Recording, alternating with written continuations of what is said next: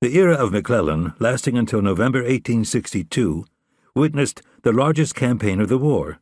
On the Virginia Peninsula, the bloodiest single day in the nation's history, at Antietam, and in between the brief reign of General John Pope, who blundered his way to the Potomac Army's second defeat at Bull Run. It was an era when generals, from Army headquarters down through corps, division, and brigade, indulged themselves in the politics of war. Historian Bruce Catton called it the era of suspicion. The press was cosseted and leaked to. The radical Republican Congressional Committee on the Conduct of the War grilled allegedly Democratic generals for supposedly disloyal acts. Among the McClellanized, there was talk around the campfires and in headquarters tents of intrigues and betrayals and coups.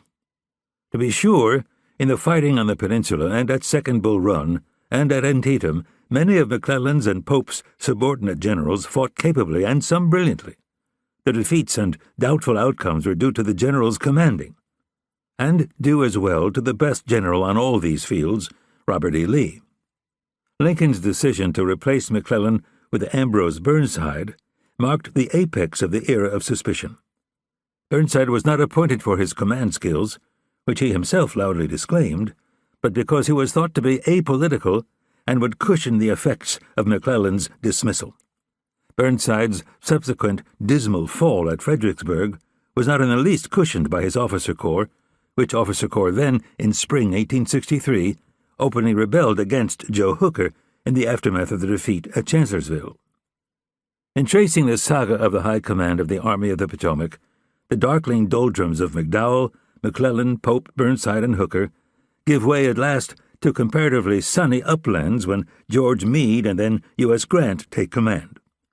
The road from Gettysburg to Appomattox would prove to be marked by brutal casualties and its share of command lapses and blunders in the officer corps.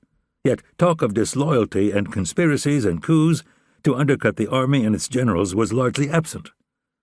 Politicking would reemerge in securing Lincoln's re-election in 1864, but by this time the Potomac Army had become Mr. Lincoln's army. The politics were tolerated for a vital cause.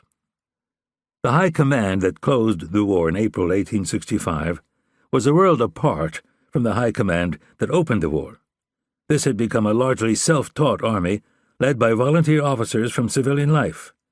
4 years of fighting cost 21 of its generals their lives, but somehow, through trial and tribulation unimagined, the Army of the Potomac kept its identity and its purpose and its resolution steadfast until final victory.